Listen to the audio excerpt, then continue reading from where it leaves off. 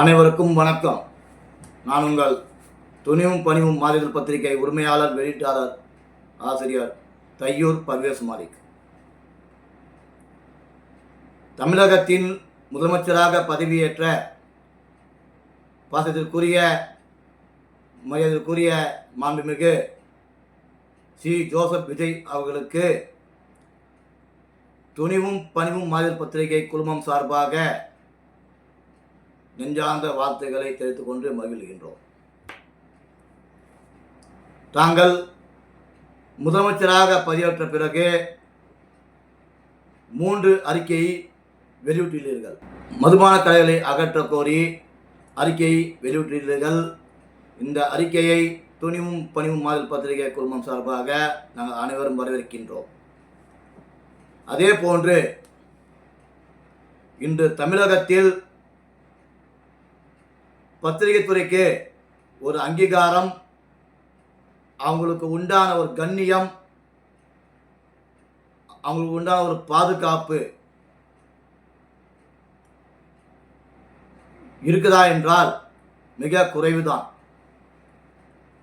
ஆகையால் தாங்கள் பத்திரிகை இருக்கும் அனைவருக்கும் அவங்களுக்கு உண்டான சலுகைகள், அவங்களுக்கு உண்டான பாதுகாப்பு, அவங்களுக்கு உண்டான ஓய்வூதியம், இந்த அறிக்கையை தமிழக முதலமைச்சர் அவர்கள் வெளியிட வேண்டும். இன்று ஒரு சில அரசியல்வாதிகள் கொள்ளையடித்த பணத்தை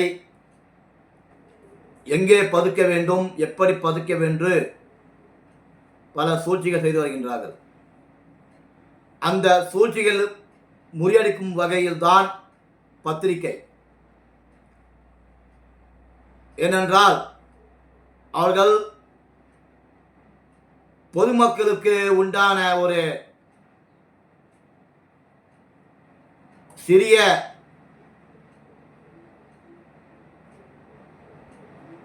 நல்ல விஷயத்தை செய்துவிட்டு எப்படி சின்ன மீனை போட்டு பெரிய மீனை பிடிக்கின்றோமோ அந்த வகையில்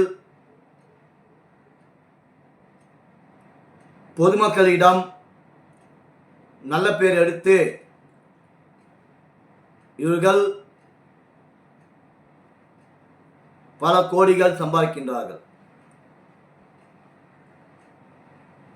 இந்த சம்பாத்தியம் இவர்களுக்கு எப்படி வந்தது, எந்த வகையில் வந்தது என்று பொதுமக்களுக்கு யாருக்கும் தெரியாது.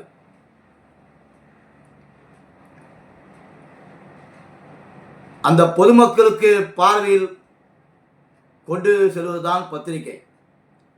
அப்படி இவர்கள் சொல்லிய அட்டூழியத்தை பத்திரிகை மூலம் கொண்டு சென்றால் அந்த பத்திரிகையை முடக்குவது, அவர்கள் மீது பொய்யான வழக்கை போடுவது, எங்கே நாம் சேர்த்த சொத்துக்களை, கோடிக்கணக்கான சொத்துக்களை அரசு அதிகாரிகள் கைப்பற்றி விடுவார்கள் என்ற பயத்தில் பல லட்சங்களை செலவு செய்து அவர்களை பாதுகாக்க வேண்டும் என்ற எண்ணத்தில் பத்திரிகை துறையை முடக்கத்திற்கு வகையில் செயல்படுகின்றார்கள். பத்திரிகை துறைக்கு உண்டான பாதுகாப்பு, அங்கீகாரம், அவங்களோட கண்ணியம் கிடைக்க வேண்டும். மிக விரைவில் தாங்கள் அறிவிக்கை வெளியிடுவீர்கள் என்று துணிவும் பணிவும் அதில் பத்திரிகை குழுமம் சார்பாக நாங்கள் அனைவரும் பணிவாக வேண்டி தங்களை கேட்டுக்கொள்கின்றோம்.